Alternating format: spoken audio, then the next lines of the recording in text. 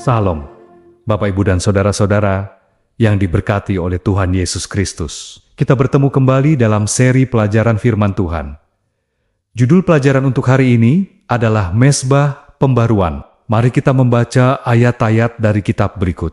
Kitab Yosua 8 ayat 30 dan 31. Pada waktu itulah Yosua mendirikan mezbah di Gunung Ebal bagi Tuhan, Allah Israel, seperti yang diperintahkan Musa, hamba Tuhan, kepada orang Israel, menurut apa yang tertulis dalam kitab hukum Musa.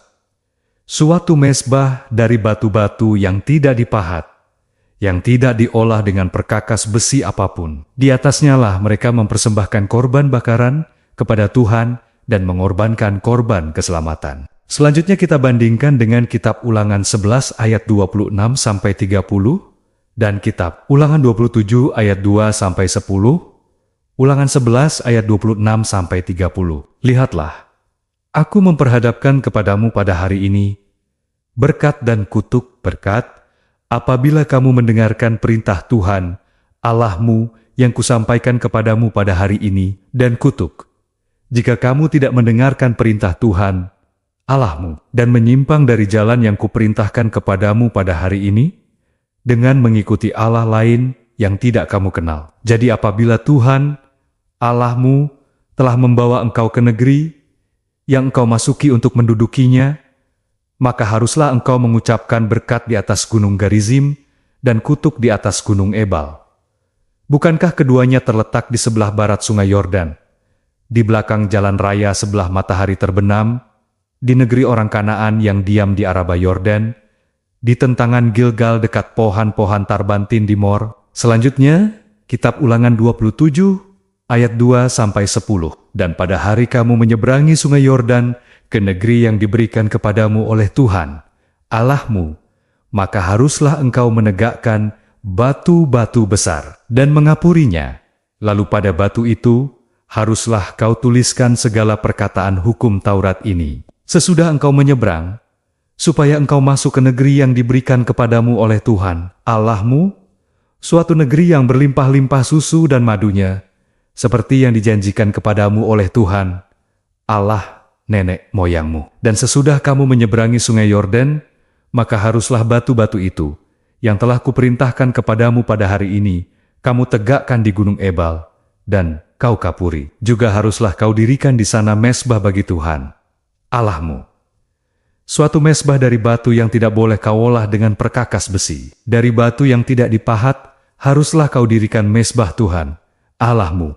Itu dan di atasnya, haruslah kau persembahkan korban bakaran kepada Tuhan, Allahmu. Juga haruslah engkau mempersembahkan korban keselamatan, memakannya di sana, dan bersukaria di hadapan Tuhan, Allahmu. Selanjutnya, haruslah engkau menuliskan pada batu-batu itu segala perkataan hukum Taurat ini dengan jelas dan terang. Juga berbicaralah Musa dan imam-imam orang Lui kepada seluruh orang Israel, diamlah dan dengarlah, hai orang Israel.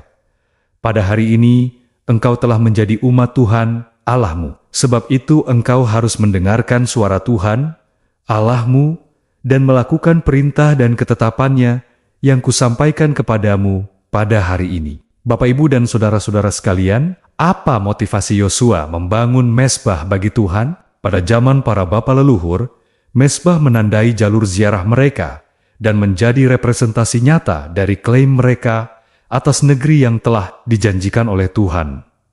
Kini, dengan mendirikan mezbah, bangsa Israel menjadi saksi atas pemenuhan janji yang diberikan kepada nenek moyang mereka. Dalam hal ini, pendirian mezbah merupakan penggenapan langsung dari instruksi yang diberikan oleh Musa.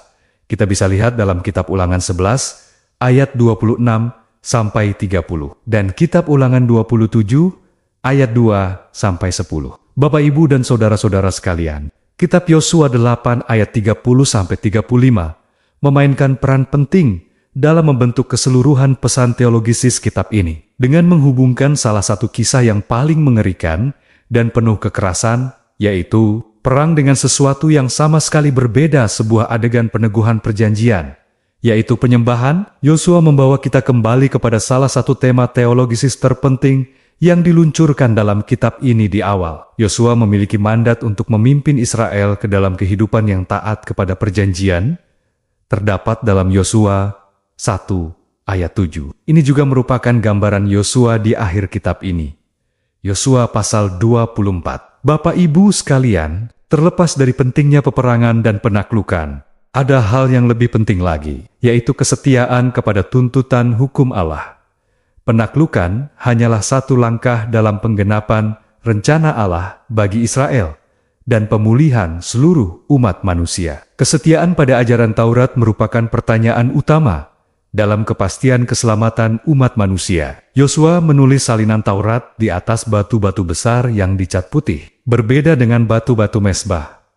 Kita bisa bandingkan dengan kitab Ulangan 27 ayat 2-8. Dengan demikian, batu-batu tersebut yang mungkin berisi 10 perintah Allah membentuk sebuah monumen terpisah di sekitar mesbah yang secara konstan mengingatkan orang Israel akan hak-hak istimewa dan kewajiban yang tersirat dalam perjanjian tersebut. Saudara-saudara sekalian, Yosua menjadi lambang bagi Yehosua, yaitu Yesus dalam perjanjian baru, yang misinya antara lain adalah untuk membawa manusia kembali kepada ketaatan kepada Allah. Untuk mencapai tujuan ini, dia harus menghadapi konflik dengan kuasa-kuasa jahat. Tujuan utama Allah adalah untuk memenuhi persyaratan perjanjian atas nama kita. Kitab 2 Korintus 1 ayat 20 menyatakan bahwa sebab semua janji Allah di dalam Dia adalah ya, dan di dalam Dia adalah amin, bagi kemuliaan Allah melalui kami. Pertanyaan untuk kita renungkan, saudara-saudara, apa sajakah praktik rohani yang dapat kita lakukan sekarang, yang dapat memiliki fungsi yang sama, seperti membangun altar pada zaman dahulu? Tuhan memberkati kita semuanya. Amin.